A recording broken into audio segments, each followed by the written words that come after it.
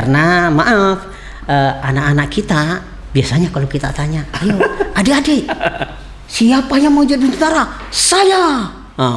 Mereka angkat tangan. Kemudian apa tugasnya tentara? Kita tanya gitu. Berperang.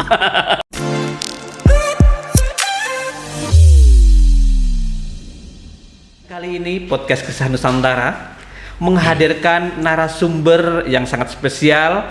Beliau mempunyai dan mendirikan rumah pintar di wilayah Kabupaten Magetan, tentunya di Kodim 0804 Magetan. Kali ini beliau telah hadir di ruang podcast Kisah Nusantara Korem 081 di Rot Sahajaya. Kita sapa bersama, beliau adalah Pelda Masuriah dari Kodim 0804 Magetan. Selamat datang. Assalamualaikum warahmatullahi wabarakatuh, Bang Masuriah. Bagaimana kabarnya hari ini? Alhamdulillah baik. Alhamdulillah, tetap semangat ya Bang ya? Tetap semangat untuk mengabdi kepada masyarakat. Alhamdulillah, mengabdi kepada masyarakat. Bang, kalau kita melihat Abang ini mempunyai kegiatan dan aktivitas mempunyai rumah pintar.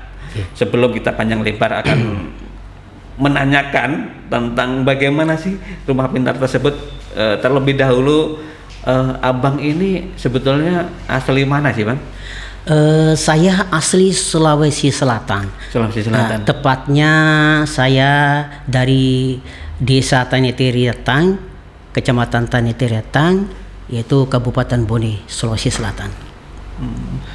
Terus dinas sebelum ke Kodim? Saya sebelum di Kodim, satuan lama saya di Kostrad, yaitu Batalion Arhanutri 2 Kostrad. Kemudian tahun 2008 saya pindah ke Batalion Kesehatan 2 Kostrad, Yonkes 2, posisinya di Malang. Iya.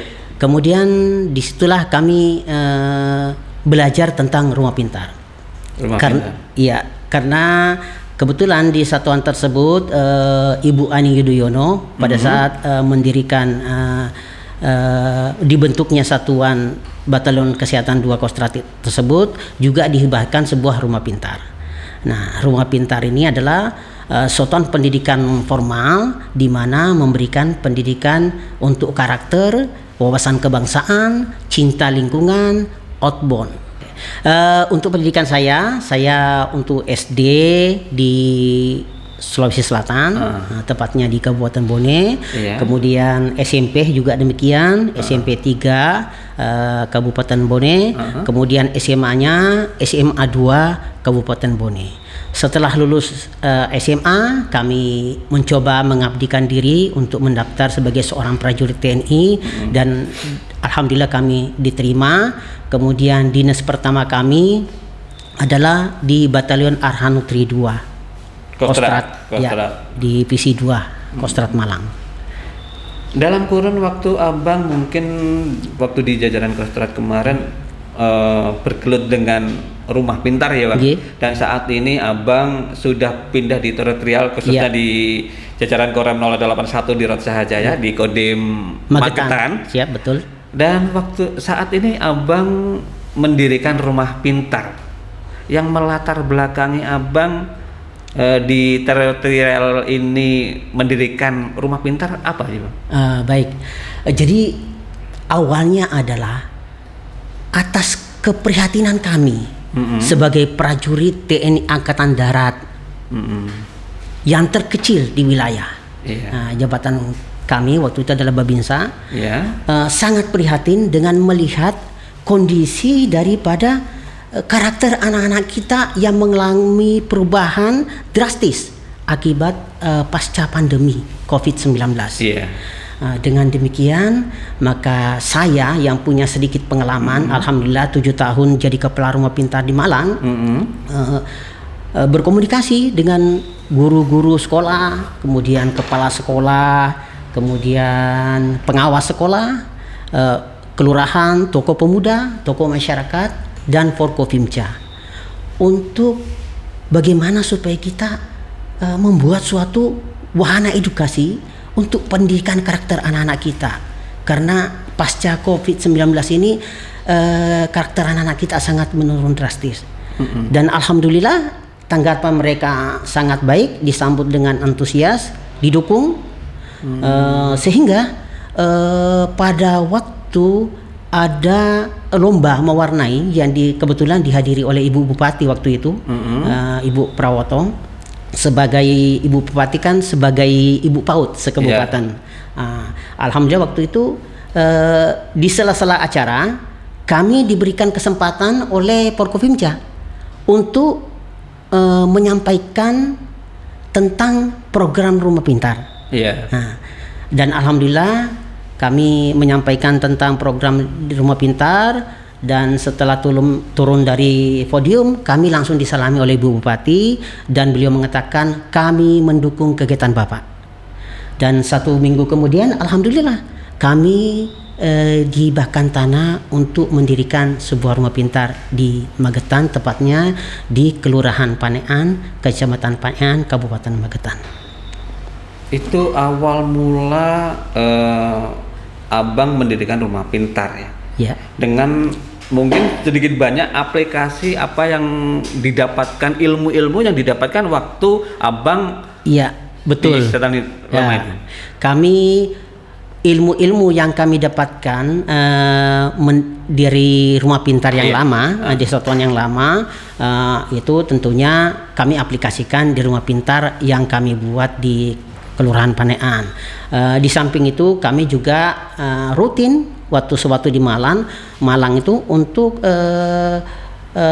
sharing-sharing ilmu dengan beberapa guru TK, guru SD, tentang bagaimana mengedukasi anak-anak. Itu di kecamatan sana? Bukan, waktu di satuan lama. Oh gitu. Kemudian kami juga mendapatkan ilmu ketika kami setiap menghadiri Rakornas P2RPN. Jadi P2RPN ini adalah persatuan pengelola rumah pintar nasional dan kami masuk di dalamnya. Itu sering mengadakan Rakornas. Dan rakornya rapat koordinasi nasional tentunya, tingkat nasional. Jadi dihadiri beberapa pengelola rumah pintar seluruh Indonesia. Kalau dulu itu ibu ketuanya adalah almarhumah Ibu Ani Yudhoyono. Kemudian di dalam rakornas tersebut kami juga akan dibekali dengan ilmu-ilmu tentang cara mengedukasi anak-anak. Kemudian ada penambahan mengedukasi game-game tradisional, game-game kekompakan, kira demikian.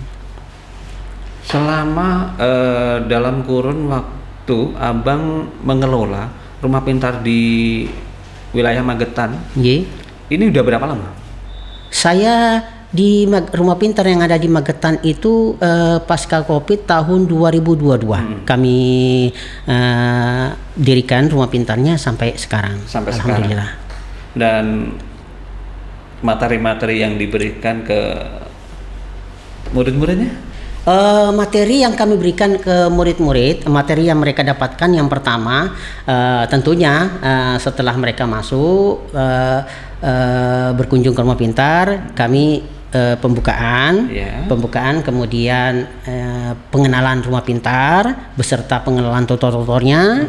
Kemudian pengajaran pertama adalah kedisiplinan, kedisiplinan dengan materi pembelajaran PBB.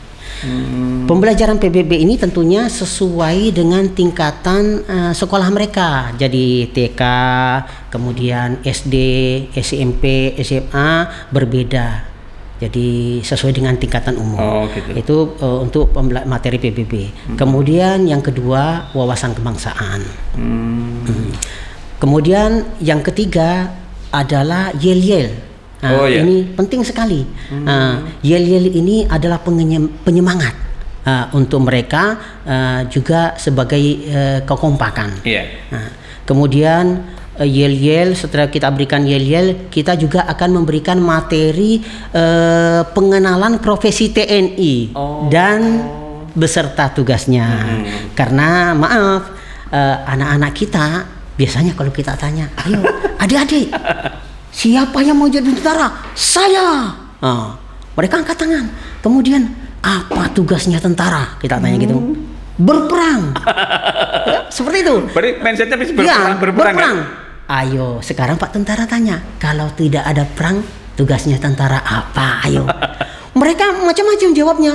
Ada yang sampai karena tidak mengenal dengan profesi TNI sehingga mereka mengatakan minum kopi katanya.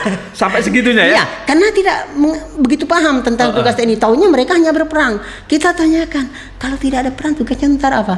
Katanya minum kopi. Karena yang dilihat adalah mungkin babinsa yang ada di wilayah pada saat mengadakan komsos, tentunya mungkin ada hidangan seperti kopi dan lain sebagainya. Disitulah kita perlu untuk mengenalkan mereka tentang tugas TNI, bahwa kalau tidak ada perang ada 14 item tugas-tugas TNI di luar daripada perang, selain perang. Nah, tentunya dengan sesuai dengan bahasa mereka. Nah, kita tanyakan seperti ini contohnya, adik-adik, kalau ada bencana alam, contohnya kebakaran kemarin di Magetan, di Gunung Lawu, ayo siapa yang paling pertama datang membantu mengatasi? Mereka bilang, Pak tentara. Ayo adik-adik, kalau ada kecelakaan, siapa yang paling? Tentunya pihak kepolisian, tapi biasanya pasti ada babinsa di sana, Pak tentara. Inilah tugas-tugas tentara selain daripada perang. Termasuk Bapak tentara sekarang berada di depan adik-adik di Rumah Pintar ini juga membantu pendidikan, meningkatkan mutu kualitas daripada pendidikan di luar sekolah dengan program itu adalah Rumah Pintar, karena Rumah Pintar ini merupakan satuan pendidikan non formal.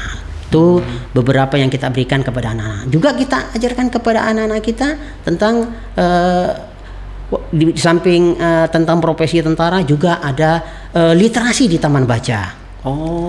Jadi kita belum punya perpustakaan, yang adanya hanya beberapa buku. Jadi kita membuat literasi di sana. Karena maaf, kalau kita hanya mengandalkan buku-buku saja, kemudian kita anak-anak masukkan untuk membaca buku, mereka tidak begitu ada niat untuk hanya sekadar membaca buku. Kalas dengan HP ini. Untuk itu kita harus ada literasi. Literasi contohnya seperti ini. Adik-adik, sekarang waktunya kita masuk ke perpustakaan, taman baca, kita membaca buku. Pak tentara beri waktu 15 menit. Setelah itu 15 menit kita bergantian untuk menceritakan kembali isi buku yang dibaca. Bisa? Bisa. Mereka baru semangat. Atau kalau tidak, jadi ada literasi, harus ada literasi. Contohnya juga kita siapkan bolpen, kita siapkan kertas, kemudian kita ajak anak-anak untuk ayo anak-anak kita sekarang materinya adalah belajar membuat surat. Seperti itu. Jadi ada semangat. Tapi kalau hanya kita berikan buku-buku suruh baca, kurang semangat mereka. Kemudian ada literasi, yaitu tadi literasi di taman baca. Kemudian kita ada juga program kepada anak-anak adalah menanam di SKP, Sentra Ketahanan Pangan. Jadi itu tempatnya sama di Rumah Pintar. Jadi sentra ketahanan pangan ini ada dua. Jadi sentra ketahanan pangan nabati, sentra ketahanan pangan nabati, dan sentra ketahanan pangan hewani. Kalau sentra ketahanan pangan nabati, yaitu kita mengedukasi anak-anak untuk menanam bibit produktif. Jadi kami sudah siapkan medianya, yaitu polybag, kemudian tanah dan bibit pohon produktif. Tentunya menanam bersama-sama. Jadi bukan hanya sekedar menanam saja. Harapan kami dengan mereka berada di Rumah Pintar, harapan kami kan hasil tanaman mereka nanti mereka bawa pulang. Gitu. Jadi kita berikan tanggung jawab kepada mereka untuk merawat daripada tanaman mereka yang mereka tanam. Dirawat sampai berbuah. Contohnya bibit produktifnya seperti bibit cabai, bibit tomat maupun yang lain-lain. Harapan kami dengan mereka merawat, dari mereka merawat bertanggung jawab merawat itu kan sudah ada tanggung jawab, disiplin yang ada di sana. Kemudian setelah tanaman mereka berbuah, mereka akan muncul sifat untuk menghargai suatu hasil produk. Harapan kita di situ. Karena apa? Karena mereka sudah merasakan pengorbanannya mulai dari menanam sampai berbuah.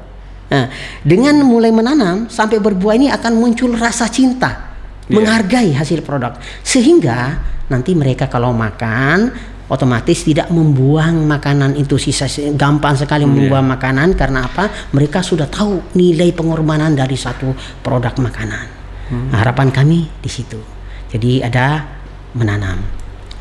Kemudian selanjutnya juga ada materi memberi makan hewan ternak. Disinilah sentra ketahanan hewani. Memberi makan hewan ternak. Ada mentok, ada mungkin seperti lele, gitu, seperti. Kemudian setelah itu kita juga ada permainan game tradisional untuk menumbuhkan rasa cinta tanah air. Jadi biar anak-anak kita ini tidak disebut dengan HP saja. Jadi kita mengajarkan kepada mereka dan mencintai nilai-nilai luhur kita, permainan game tradisional, contohnya hegran, kemudian bangkia bergu dan yang lain-lainnya. Kemudian kita juga ada materi kepada anak-anak kita, yaitu outbound. Outbound, kemudian setelah itu menangkap ikan. Nah, demikian. Itu adalah materi-materi yang diberikan ya. Mungkin teman-teman yang ada di luaran sana itu ingin tahu juga sebetulnya anak didiknya ini dari mana saja sih, kan pengen tahu kan keberadaan rumah pintar kan seperti itu, Bang. Iya, baik. Jadi murid-murid atau siswa-siswa kami adalah siswa-siswa dari sekolah-sekolah yang berada di lingkungan Kecamatan Panean. Tidak menutup kemungkinan dari luar Panean juga berkunjung ke tempat kita, karena memang alhamdulillah sudah mulai banyak dikenal bagaimana rumah pintar ini betul-betul untuk meningkatkan pendidikan karakter anak-anak kita. Murid-murid dari lingkungan Kecamatan Panean saat ini, itu jumlahnya berapa, Bang? Bergantian. Jadi mereka berkunjung ke kami nggak setiap hari. Mereka mendaftarkan dulu ke kami, ke rumah pintar, nanti ditentukan jadwalnya, tentunya dengan disesuaikan juga dengan kondisi daripada tutorialnya. Tetapi kami buka setiap hari Senin sampai Kamis, karena hari Jumat adalah hari pendek. Di pagi harinya? Iya, tentunya jam 1 anak-anak berkunjung mulai masuk jam 8. Jam 8 pagi sampai duhur. Sampai jam 11.30 selesai kegiatan.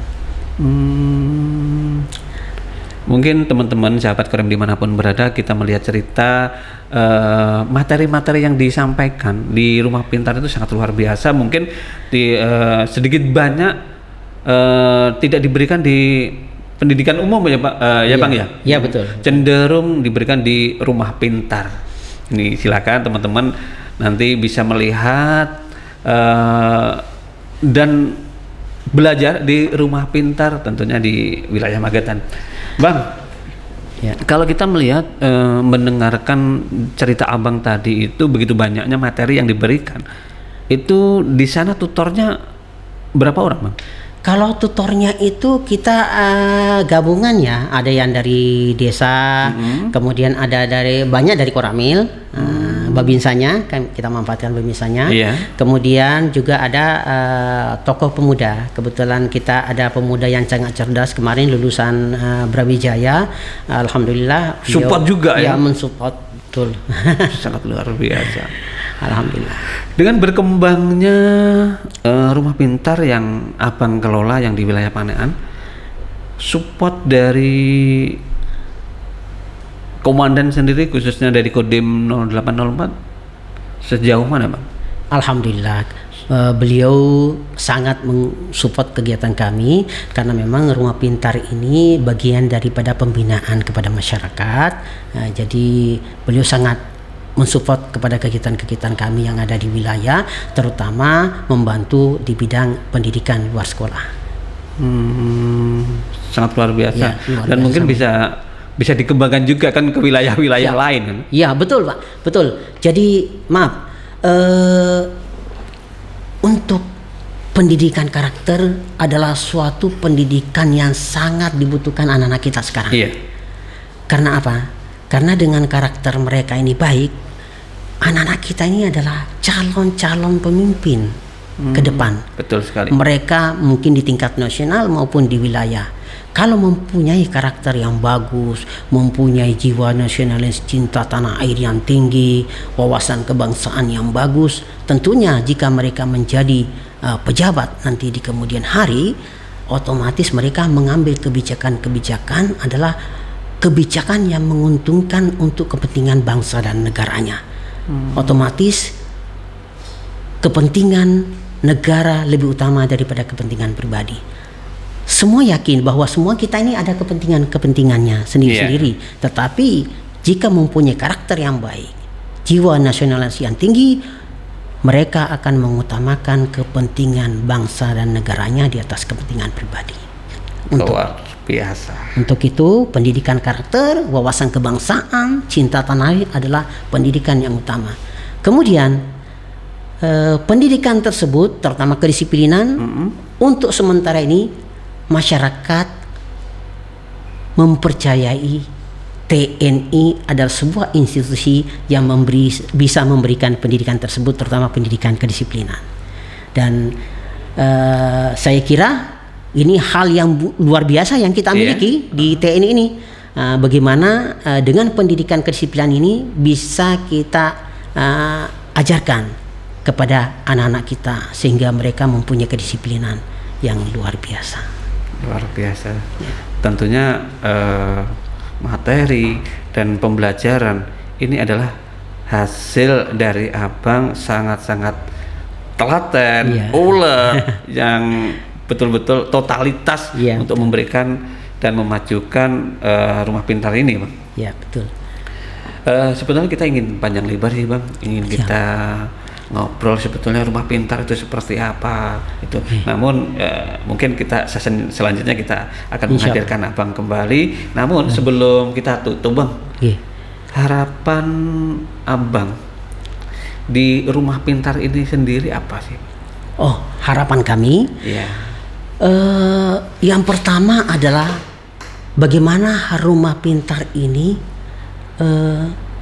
menjadi satuan pendidikan non formal sebagai tempat pembelajaran di luar sekolah yang betul-betul dimanfaatkan anak-anak untuk berkunjung di sana.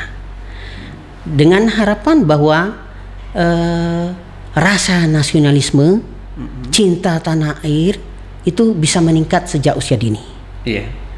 Kemudian bagaimana kita wawasan kebangsaan daripada anak-anak kita ini bisa meningkat. Mereka kepahaman tentang wawasan kebangsaan lebih baik.